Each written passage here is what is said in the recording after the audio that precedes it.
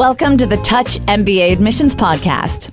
Do you need help figuring out which schools to apply to or how to get into the world's top MBA programs? Hey, you're not alone. Join thousands of others on this podcast and on our site, touchmba.com, as they seek the admissions edge. And now, here's your host, Darren Joe. Hey, what's up, Touch MBA family? Welcome to the show. This is your host, Darren. I hope you're all doing fantastic wherever you are in the world. And this week I had Ashley Lautzenheiser on the show. Ashley is from Washington University in St. Louis, Olin Business School.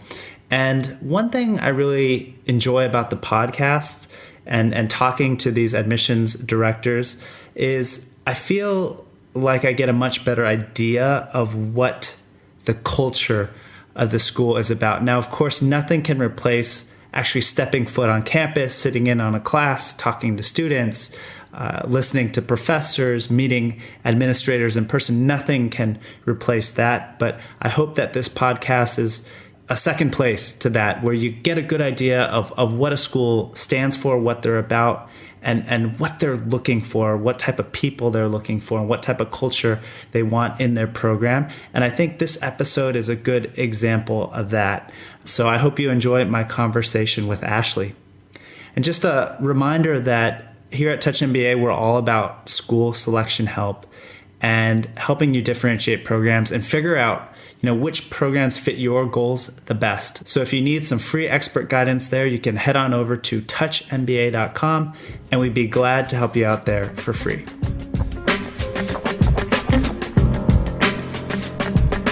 I'm really excited to introduce our next guest.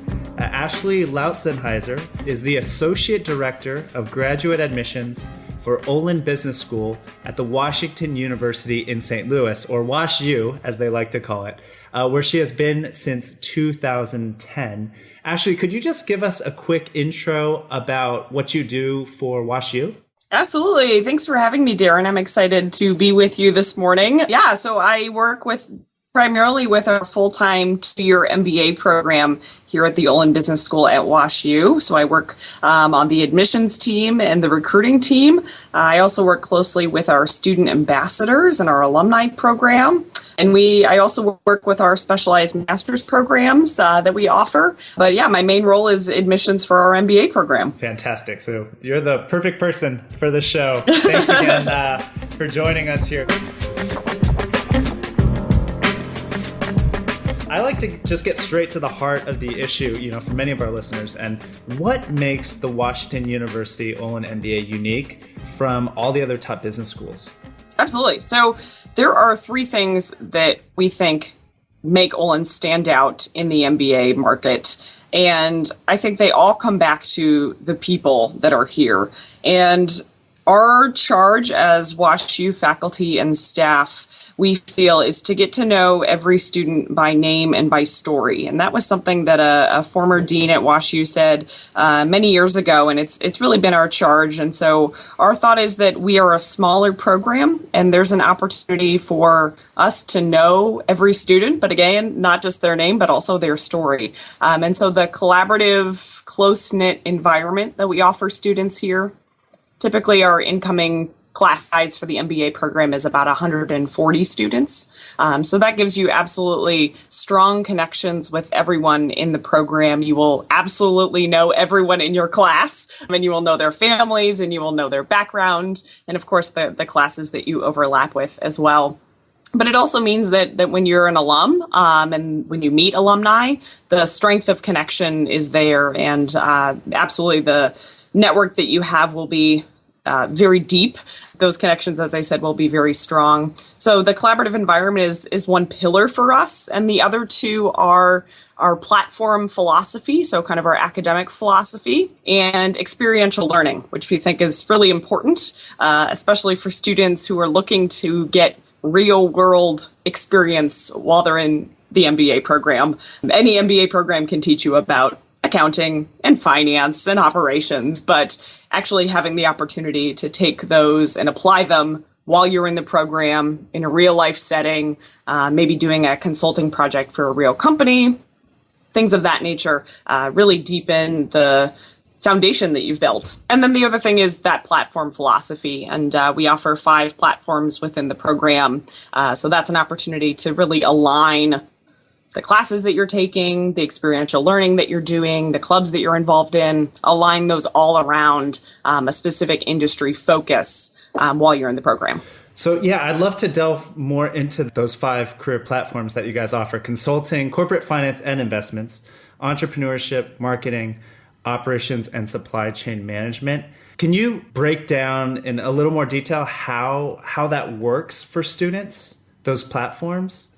So the platforms, as I said, are a way to align what you're doing within the program. And it starts during your first semester. So during your first semester, you're taking the core required MBA classes, as you do in most every program, but you're also taking one or multiple industry seminars, which are a chance for you to weekly hear from people who are working in these jobs, that are working in these industries. And so, for example, if you are in the marketing industry seminar, within the first semester of the program, you would be hearing from chief marketing officers, brand managers, vice presidents. You would be hearing from people who are leaders in marketing from companies like Walmart and Kimberly-Clark, IBM, Apple, Amazon. They would be coming to talk to you about what it's really like in marketing. What is it like to be a brand manager? What are your day-to-day responsibilities?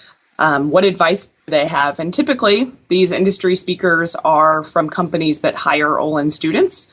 So it's a great way to make those connections as well. So that's kind of your first footsteps into that industry, is during that first semester. The other wonderful thing is that the majority of the coursework you'll be taking is elective. So about 39 out of your 66 credits are elective. So most of your classes you're picking. So you can, again, get in-depth industry knowledge through those courses. And again, you can dabble in more than one if you'd like. So we have students who maybe want to start their own business. So they want to do entrepreneurship, but they also understand that having a strong foundation in something like corporate finance is an advantage. And so you can attend more than one industry seminar if you'd like, and absolutely take classes outside of your platform as well. Got it. That's really clear. In terms of that experiential learning focus that you have, I saw that you guys had a Center for Experiential Learning. Could you tell us a bit more about what that would mean? What sort of projects students would have to get involved in there? Absolutely. So there's a couple of different opportunities within the CEL, which is the Center for Experiential Learning. Their flagship program is the Practicum program, and these are semester-long corporate consulting opportunities for students. You can start doing them your second semester, and the CEL coordinates with companies, real companies that have real projects that they want to work on in real time. And you're basically hired as a consultant for a semester, and you work on a team of usually about 5 or 6 students. Generally, it involves as much work as a class or maybe even an internship would.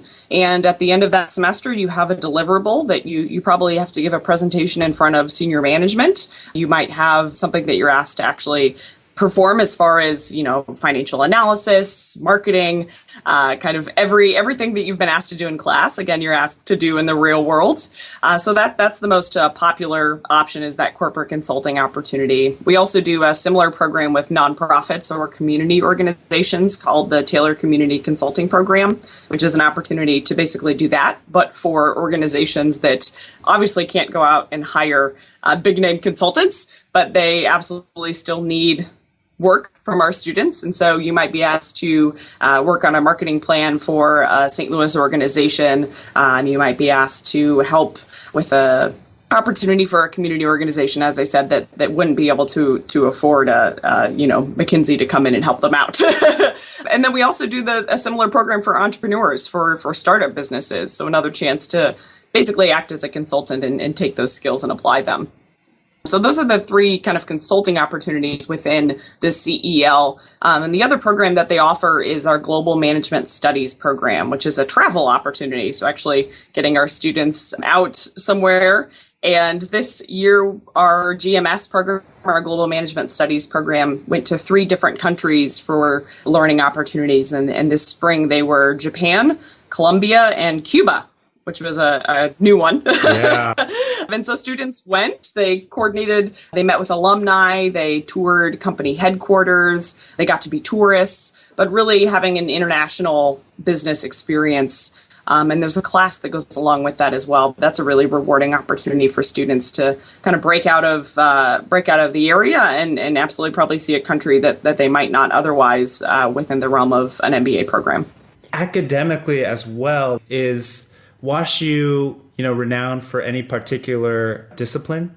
I think for a long time we were very much a quantitative program, and we were probably best known for finance. I will say that the Olin Business School actually is having its 100th birthday next year. So I think we might have originally been a finance heavy school, but I think that might have changed a bit over the years. It's still one of our most popular MBA disciplines, but for the past couple of years, marketing has actually led as far as career placement and career choice for our students. But it definitely changes every year, and with a smaller program, each year is a little different. Yeah, I'm sure. And so are there any new developments on the horizon for the school? Yeah, so there are two things that I think I want to mention, two very different programs. One is our family business program. So for students that are looking to work for their family business or work for a family business, there are unique challenges that come with working in a family business environment.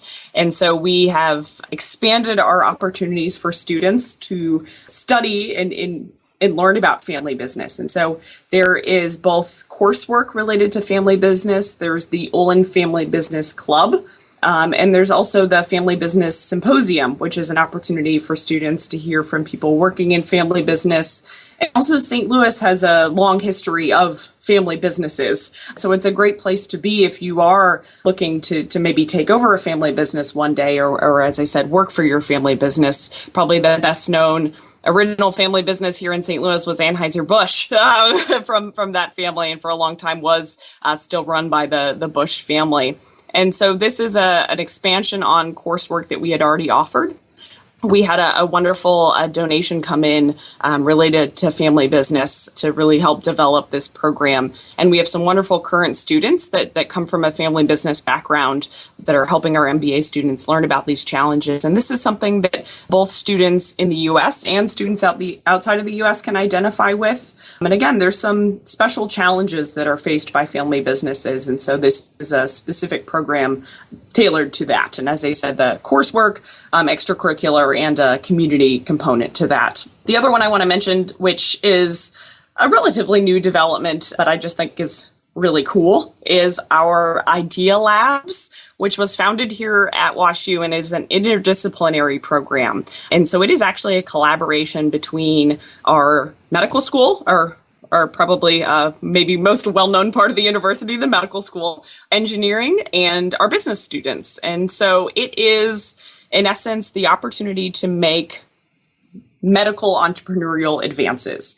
And so doctors and physicians and clinicians in the medical school identify problems that they might be seeing in surgery or in clinic, and are basically identifying those and giving them to engineering students to help think of the answer, kind of invent and implement new technology. And then our business students come in, our MBA students come in and make those into businesses. How do we monetize that? How do we make that an actual business? And so this has spawned a number of different actual companies and organizations. And Idea Labs itself, this innovation, design, engineering in action, Idea Labs, has actually spawned into now 4 different locations in universities. And so 11 startups have come out of Idea Labs. And actually about $2 million in investment has been won by these startups that came out of Idea Labs. And this is a great chance if you are an MBA student to get involved in entrepreneurship, to get involved into both the medical and the engineering side of things, and absolutely be kind of on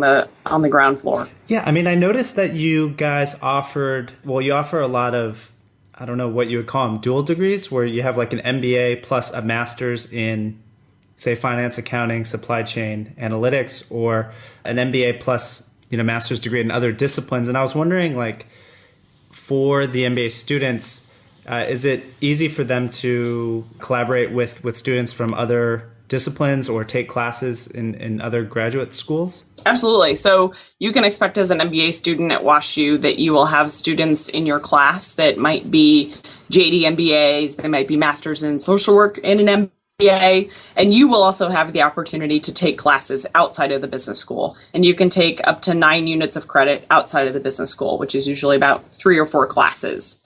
So if you want to go and you want to explore something else, maybe you take a law class that would be related to entrepreneurship, you can absolutely do that. Maybe you go and you take a class in public health. Absolutely, you can do that. So it's both the people that you're in class with as well as opportunities for other learning. And we have a very strong graduate student population on campus as an opportunity to network and to really create these synergies across programs. And so it's a social activity as well. So you'll get to go and meet the other students in graduate programs across WashU. We were talking a little bit before we started recording the podcast about how we're both from California, but Yeah. I know that you moved to St. Louis to pursue your bachelor's degree at Washington University. So you're the perfect person to ask this question. Why should, someone from across the world study in St. Louis and get their MBA there? So yeah, I came from California to St. Louis. I've now lived in St. Louis for about 10 years now. So this has definitely become my home. My husband and I are both transplants to the St. Louis area. And aside from the fact that we have a fabulous baseball team and a fabulous hockey team, I'll make a plug for them. It is an absolutely perfect place to get an education. And St. Louis is a place you can come for your MBA and you can absolutely stay. It's an affordable city. There's so much to do. However, you're definitely not limited to stay in St. Louis if you want to go and explore the world or explore somewhere else. So we absolutely have a lot of wonderful international relationships.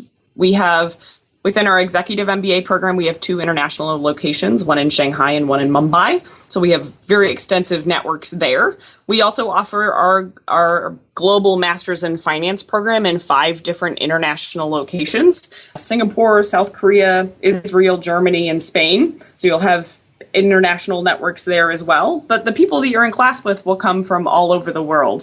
So different countries, different places across the United States, and students that have lived in multiple locations already. So most of our students, when they graduate, do seek employment here in the U.S., and most of them are able to attain that. A lot of students do end up staying within the Midwest, but that obviously includes places outside of St. Louis, Chicago, Minneapolis, cities like that. We do have a lot of students that are pursuing marketing and brand management in specific, which is a pretty Midwestern-centric career path. So you're somewhat driven also by what career you might want to go into. If you want to go work in finance, obviously you might be looking at some different cities, but you're definitely not by any means limited to stay in St. Louis. But I think a lot of people come here and they really fall in love with the city. As I said, there's so many things to do. It's an affordable city. It's full of young professionals. There's always something going on. There's always an activity. There's always a cultural event. We're very much into food and beer here in St. Louis. So there's usually one activity related to those things. There's Food Truck Friday, which is just starting this month. And that's one of my favorite activities just nearby campus. And so you really absolutely, I think, will be surprised by how amazing this city is. And as I said, I'm a transplant, but I've chosen to stay here for 10 years because I love it so much.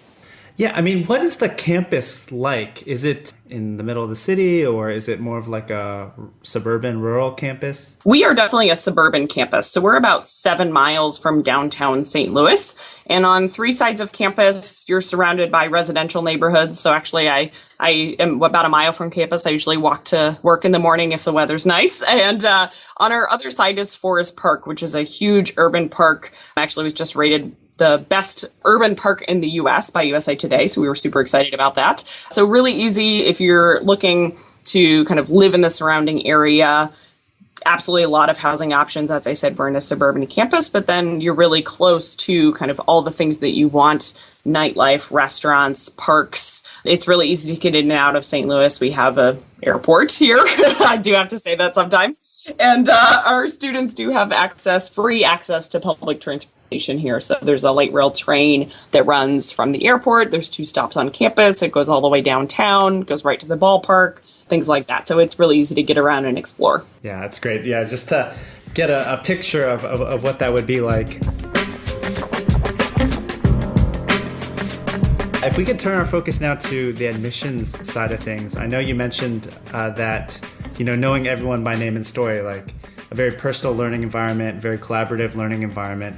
Are there other fit qualities you're really looking for, each year? So when we evaluate applicants, we are looking at them in 3 different ways. We're looking at their fit for the classroom, their fit for the community, and also their employability, and if the MBA is a good fit for them. So on the classroom side, we want to make sure we're looking at candidates and accepting candidates that have the ability and the potential to be successful with the classes that we offer. It is a rigorous MBA program, and we ask you to obviously not just take classes, but do all the other things that go along with it, as we've talked about experiential learning and other international opportunities. So that classroom component. We also, as I mentioned, look at community, and we want students that are coming to an MBA program and that intend to participate. We say that this is absolutely not the program where you can come and just check the MBA box. This is not the program where you can just kind of show up and collect your degree at the end. You have to be present, and you have to want to be a part of this community. It's very involved. As I said, you will get to know everyone. You will get to know all of your peers.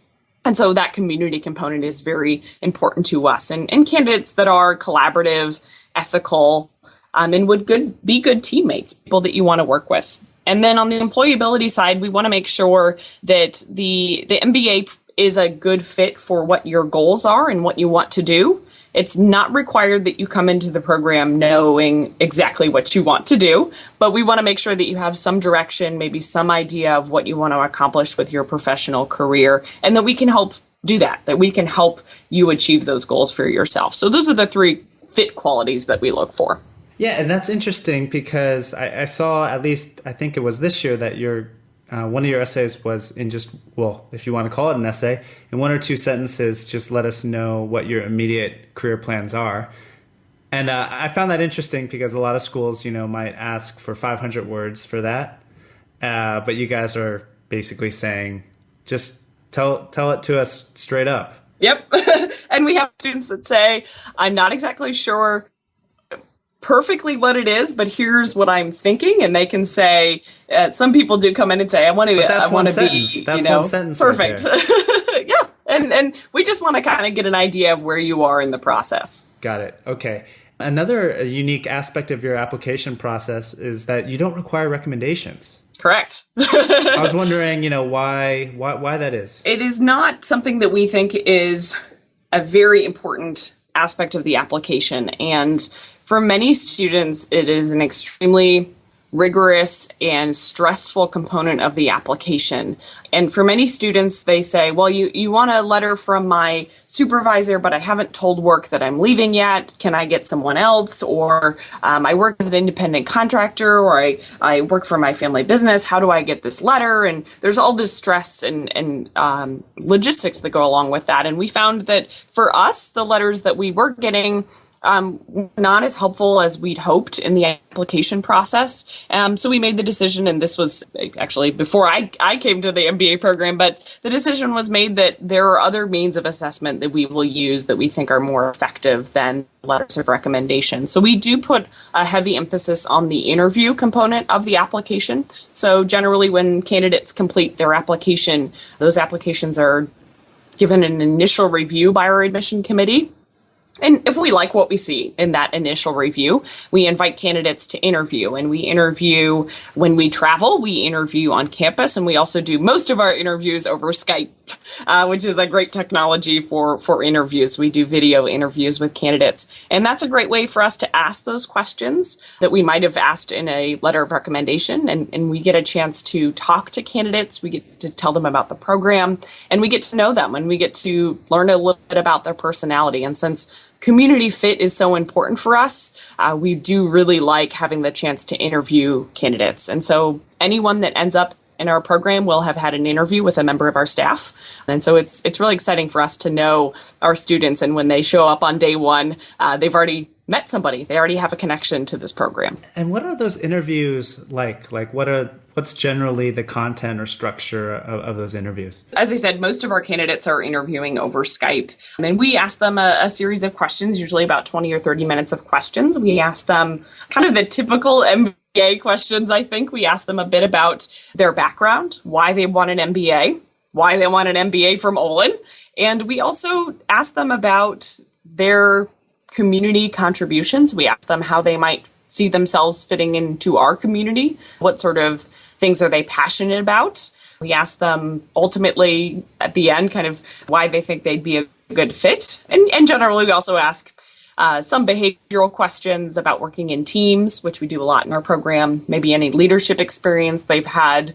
And of course, we ask them, what are your hobbies? Tell us what you like to do for fun. Our MBA students are good at work-life balance as well. And then, of course, it's a chance for them to ask us questions. And I always think that that's a special opportunity when you have the singular attention of an admissions staff member to get to ask them tough questions. So I love being challenged in interviews when candidates come with well-researched questions. That's a wonderful part of it. Yeah, and is there anything else that really, of course, everyone's different on your team, but for you, which applicants really jump off the page or really make that big impression on you during the interview? I think candidates that it's clear that they've done their homework, not necessarily that they tell us how much they love WashU and that we're their first choice. That's not necessary. You're still finding out what we're like. But I think the candidates that clearly have maybe gone onto the website and looked at second level information, not just what's the headline on the website, but really delved into it. And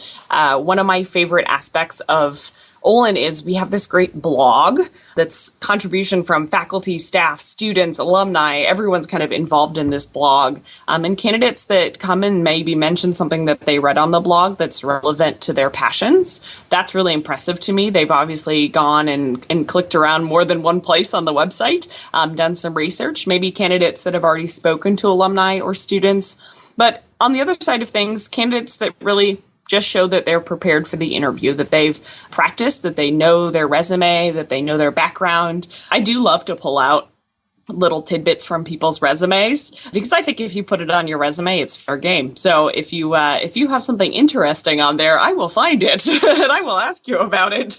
But candidates that really show that they've done their homework, that they take this seriously. And we do see a lot of parallels between an admissions interview and between in an employment interview. So how you act and how you prep for an admissions interview might be an indication of how you would do the same for a job. Yeah. Any last tips here on what applicants can do to improve their chances at WashU Olin? I would just say that one final tip I would give is, especially for candidates whose first language is not English, is that part of the interview is also an English language assessment tool and a communication assessment tool, even if English is your first language. And again, because there's a video component, usually it's a chance for us to also look at, kind of the little things of, how did you come dressed to this interview? But what sort of effort we think you've put into the interview and what sort of effort we think you'll put in before the program. So to get back to my point of if English is not your first language, really looking at communication skills, asking, sometimes I ask candidates how they think they might be able to improve their English before they start in the program. How do they think their English is? Do they think they need improvement? And so being prepared to ask questions specific to each candidate situation, I think, not just thinking about generic questions that someone might ask you, but again, those specific things to your own background. And so you don't require like a TOEFL or IELTS score? So we do for candidates whose first language is not English, and if they didn't attend a English undergraduate institution. We do, but we feel that the better assessment is usually when they're asked to actually speak live. Got it. Yeah, that makes sense. Just have one more question here in terms of showing that initiative, because I think I get this feeling, it's very clear, I'm not getting the feeling that that's very important for what you're looking for. So what are some ways that, applicants can really show this without just saying, I did this, I did that? Yeah, absolutely. I think candidates can speak to current students. And we have on our website an opportunity to connect with some student ambassadors. And they're a great resource.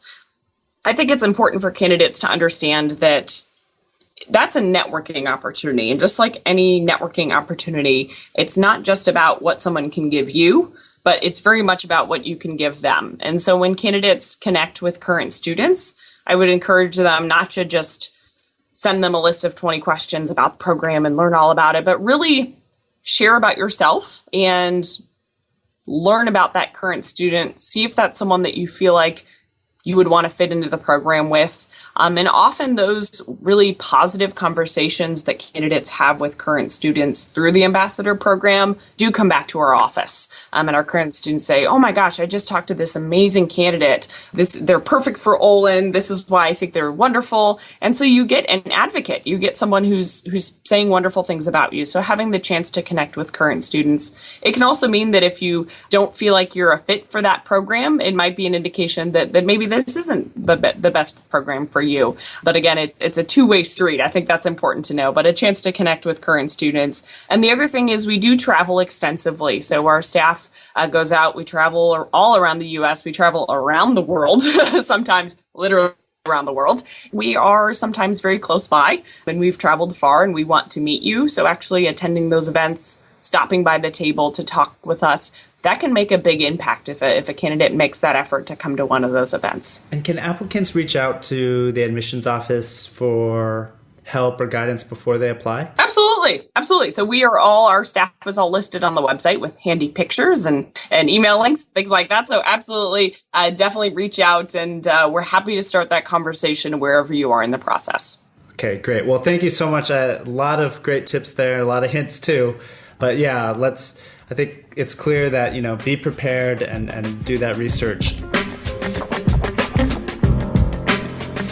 In terms of financing the degree, could you tell us a bit more about your scholarships and how applicants can improve their chances there? So all of our candidates for the program are automatically considered for merit scholarship. There's no additional step you need to take to tell us that you're interested in a scholarship, but all candidates are considered. About 60% of our students receive some sort of scholarship, and they range from partial tuition of any kind up to full tuition. And we evaluate candidates for scholarship the same way we evaluate them for admission. So we look at all the components in their application. So we look at the strength of their application, and we also look at the strength of the applicant pool. So how that student fits in with the context of the larger applicant pool. We're also a member of the consortium, which is a wonderful organization that was actually founded on our campus by one of our faculty members. And that's an opportunity for underrepresented minority students who have a passion for changing what executives in business look like. We're also a member of the Forte Foundation, which is a women's organization trying to get more women into management and into graduate management education, as well as a member of Reaching Out. So those are a couple of our partner organizations that we have specific scholarship money, our money set aside for those candidates. And then we're also a full partner for any U.S. veterans. We're a full partner in the post 9/11 GI Bill and very much support our veterans of the U.S. Armed Forces and are absolutely really, really committed to them as well. But we also just have general scholarship funds that are available for candidates. And as I said, there's no additional step you need to take. We'll assume that everyone is interested in a scholarship. Could I push you for your average scholarship amounts? Yeah, so I will say I tend not to put that out there usually, only because it can change year to year, because we have kind of a set amount of money that we can give out, and what sort of partial scholarships or what sort of full scholarships we get out, it changes definitely a lot year to year. So I might not give you an average, but to say that I think the more helpful item might be that 60% of students, so a little bit more than half of students, will receive some sort of scholarship. I also saw that you have this a new loan option for international students in the works.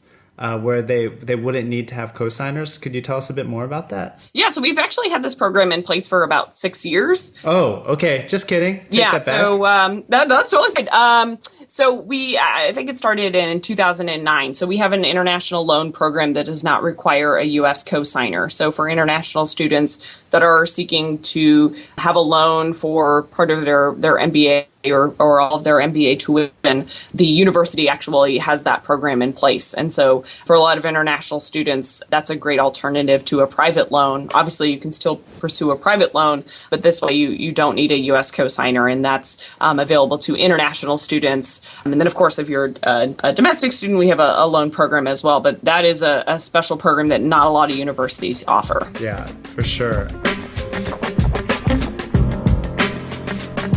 From that career perspective now, what makes WashU special? So we absolutely relationships, and thinking about the relationships that you have within the program, that extends into relationships with alumni, relationships with our Career Center staff. And we are extremely successful when it comes to employment. We've been in the top 5 as far as employment placement statistics for probably about the past 5 years now. And this for 2015, our employment rate was about 97%, which put us at number 1 among top 25 programs. And I do think we have a smaller program, and you will have, as a student, you will have relationships not only with faculty and staff, but very much the Career Center staff. And it is an amazing, dedicated staff that puts so much effort into not only thinking about how you prepare for interviews, making your resume wonderful, but also empowering you to take ownership over this process and achieve whatever your goals might be. If they're traditional MBA goals and you want to go be a consultant, we can absolutely make that a reality. But if you want to do something a little different, you want to start your own business, whatever it might be, connecting you to the right people and making that a reality as well. So I think we put a huge emphasis on relationships and making effective network connections with alumni and with recruiters and with Olin partners. But really, we are very proud of that employment statistic, and it's due to the wonderful work of our Career Center, but also to our students, because they're the ones that are achieving these wonderful goals. How big is that career team that you mentioned? Yeah, so they're a pretty big team, and the interesting thing is they're actually broken out into kind of 2 areas. So there are employer relations, and then there's student advising. And so it's Career Center staff, either our full-time employment relation managers, and so they're actually speaking to employers and speaking to alumni, things like that. And then there are those that are full-time student advisors. And what that means to a student is that when you're talking to an advisor, you're not competing for time against an employer. You are their main focus. You are their job because they're a student advisor. And so it allows us, again, to be more focused on the student experience since we segment like that. And then we also segment by industry. So certain advisors cover certain industries, and generally they come from industry. So they aren't really academics. They come from those industries. So they know people, they know the industry. Some of them worked in industry for 20 plus years before they came to the Career Center. So, they might be retired managers and retired presidents and things like that. So you're definitely talking to the experts. And again, they're great resources for students to give them, again, the competitive edge in the marketplace. But you can talk to someone specific to your industry, or you can talk to someone that you just feel you have a good connection with. You're not assigned an advisor, but instead you get to pick who you think is the best fit for you.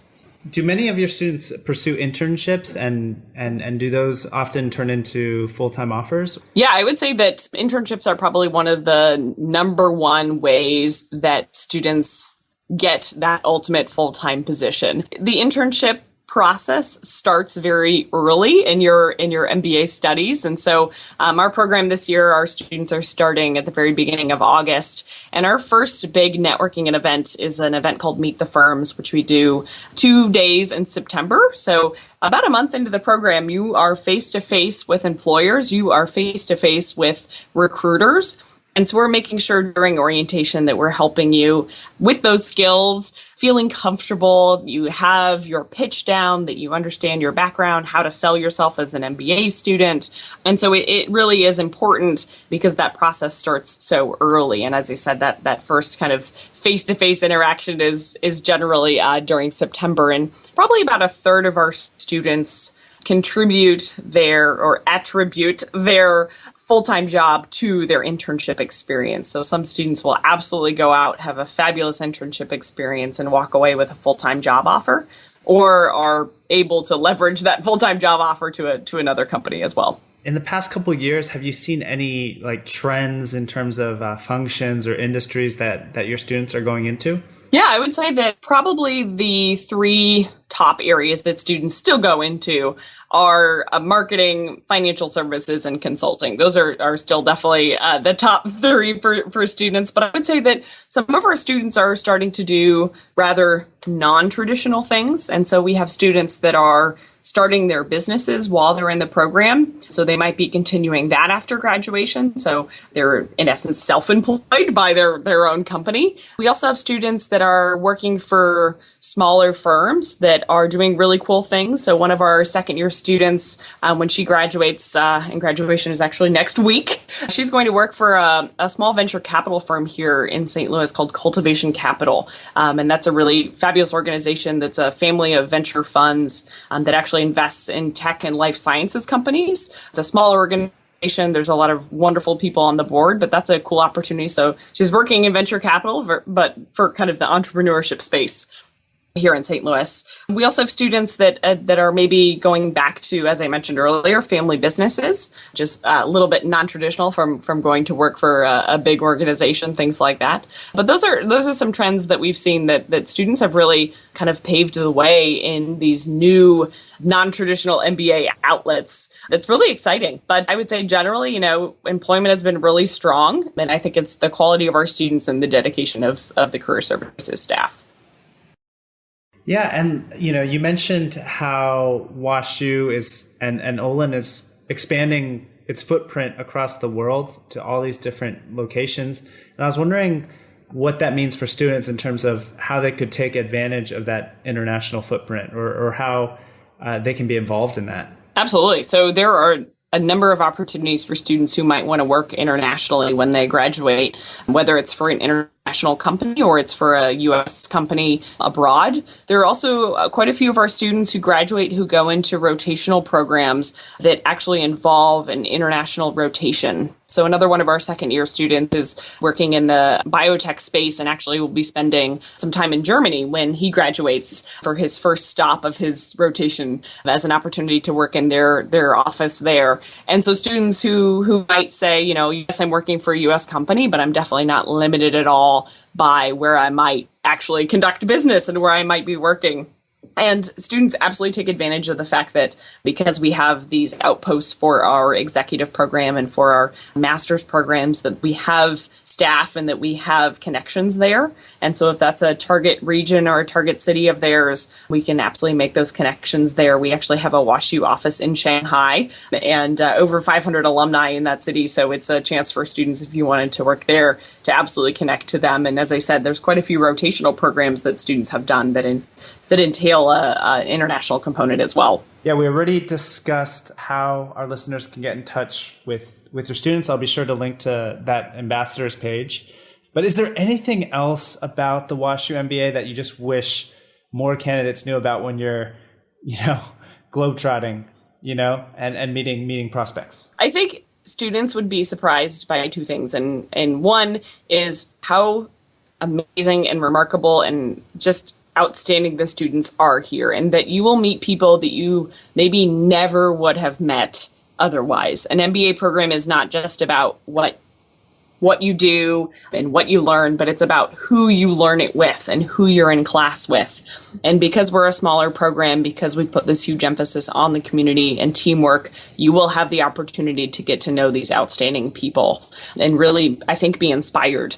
And we've always been guided by our mission statement, which is create knowledge, inspire individuals, and transform business. We hope that when you graduate, you go off and you're successful in achieving your goals, but that you're also adding value to your company and that you come back and be absolutely an engaged alumni. But the people here are absolutely outstanding. They're fascinating and they really are changing the world in some ways.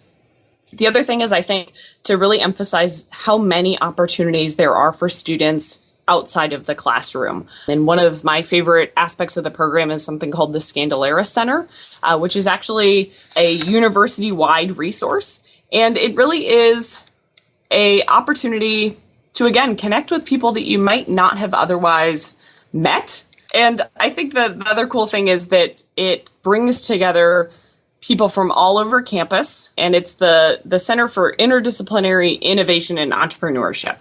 And it is, if you want to be an entrepreneur, if you want to work in an entrepreneurial space, if you just want some skills that you might be able to take with you in thinking about innovation, it's such a wonderful resource. And that's one that I don't think a lot of people know about because it's a university resource. And so it's open to everyone. And again, that's a chance thinking about who you're in the program with. Who are these people that you're going to be sitting next to? What resources are there available to really make you think outside of the box?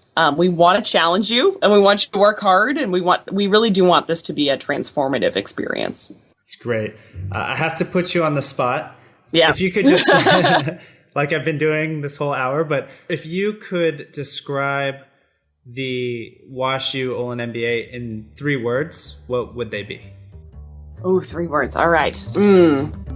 I would say impact, collaborative, and passionate. Great. Well, thank you so much, Ashley, for being on the show. I learned a ton about the program. Excellent. I think our listeners will too. So thanks again for being on the show. Absolutely. Thank you so much, Darren, and thank you everyone for listening.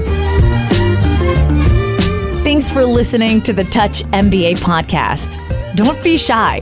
We have a mailing list. Go to touchmba.com and get yourself signed up. And we'll keep you posted with the best tips and insider interviews on how to get into your #1 school.